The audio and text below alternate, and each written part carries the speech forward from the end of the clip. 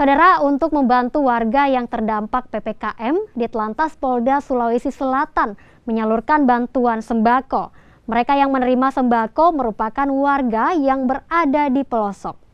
Pembagian sembako untuk warga pelosok ini disalurkan di Desa Leang-Leang, Kecamatan Bantimurung, Kabupaten Maros, Sulawesi Selatan.